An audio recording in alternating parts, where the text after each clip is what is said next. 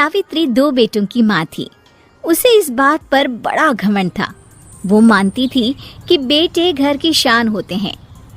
ये ले सावित्री, मिठाई खा, मेरे यहाँ पोती पैदा हुई है। ये सुनते ही सावित्री मुंह बना के कहती है, अरे तू तो लुट गई, बर्बाद हो गई, तेरे यहाँ लड़की पैदा हो गई। अरे तू ऐसा क्यों कह रही है, मैं तो बहुत खुश हूँ। अरे जब तेरी पोती के पीछे तुझे खर्चे पर खर्चे करने पड़ेंगे ना, तब ये तेरी सारी खुशी गम में बदल जाएगी। पहले लड़की की पढ़ाई लिखाई का खर्चा, फिर उसकी शादी का खर्चा। अरे आजकल की शादियाँ कितनी महंगी हो गई है, गहने बनाओ, लाखों रुपए पानी की तरह बह जाते हैं। लड़कियाँ तो सिर्फ खर्चा करवाने के लिए ही पैदा होती हैं। इस तरह लड़कियों के प्रति अपने विचार व्यक्त करते हुए सावित्री ममता को लंबा चौड़ा भाषण देके चली जाती है। अब तो आप लोग इस कहानी में सावित्री देवी का पात्र अच्छी तरह समझ गए होंगे। कुछ समय बाद सावित्री की बड़ी बहू भी एक लड़की को जन्म देती है। फिर क्या था, सावित्री पूरा आसमान सर पर उठा लेती है। हे भगवान, ये तू मुझसे किस जन्म का बदला ले रहा है? अरे मैं तो मंदिर में रोज आकर तुझसे कहती तो थी कि मुझे एक पोता चाहिए, और तूने मुझे पोती दे दी। इतनी मिठाइयाँ और प्रसाद चढ़ाने का क्या फायदा हुआ? तभी सावित्री की बहू निशा कहती है, क्या माँ जी, आप भी इतनी सी बात पर नाराज हो गई हैं? देखिए तो आपकी पोती कितनी सुंदर है, बिल्कुल आप पर गई है। अरे चुप कर, तुझे 9 महीने इतने महंगे महंगे काजू बादाम फल फ्रूट खिलाने का फायदा क्या हुआ? मेरे तो सारे पैसे बर्बाद हो गए।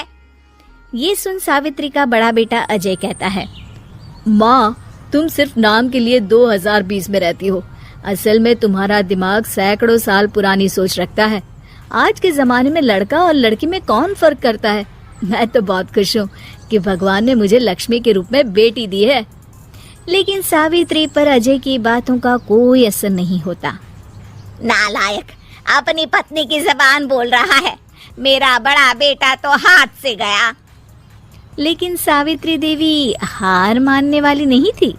वो पोते की चाह में अपने छोटे बेटे विजय की शादी करवा देती है। कुछ समय बाद आखिरकार वो दिन आ ही जाता है जब सावित्री की छोटी बहू गर्भवती हो जाती है। सावित्री इतनी खुश हो जाती है कि वो बच्चे के जन्म से पहले ही सारे मोहल्ले में ढिंढोरा पीटने लगती है। ये क्या सावित्री, तू तो पोते के जन्म से पहले ही मिठाई बांट रही है। पहले पोता पैदा तो होने दे, और फिर क्या पता अगर पोते की जगह पोती पैदा हो गई तो। ये सुन सावित्री चिढ़ जाती है। अरे अपनी काली जबान मत चला, मेरी मिठाई खा के मेरा ही बुरा सोच रही है। बड़ी आई, ला मेरी मिठाई वापस कर। देख लेना, इस बार मेरे यहाँ पोता पैदा होगा, पोता। लेकिन ठीक इसका उल्टा होता है। सावित्री की छोटी बहू भी एक लड़की को जन्म देती है। सावित्री फिर से रोना धोना शुरू कर देती है और अपनी छोटी बहू को कोसते हुए भला बुरा कहने लगती है। देखते ही देखते ये सावित्री की रोज की आदत हो जाती है। एक दिन उसकी इस आदत से परेशान होकर विजय अपने भाई अजय से कहता है, भैया, माँ खुद एक औरत होकर हमारी बेटियों को पसंद नहीं करती, उल्टा उन्हें रोज कोसती रहती है। मुझे माँ की यह आदत बिल्कुल पसंद नहीं आती। अरे तू ठीक कहता है, मैं भी अब माँ से तंग आ गया हूँ। अच्छा, तो अब तुम दोनों इस तरह पीठ पीछे मेरी बुराई भी करने लग गए हो? नहीं माँ, हम चाहते हैं कि घर में शांति बनी रहे। हमें हमारी बेटियाँ बहुत प्यारी है। मैं नहीं चाहता कि वे तुम्हारे ताने सुन सुन कर बड़ी हो, और इसीलिए हम दोनों ये घर छोड़कर चले जाएंगे।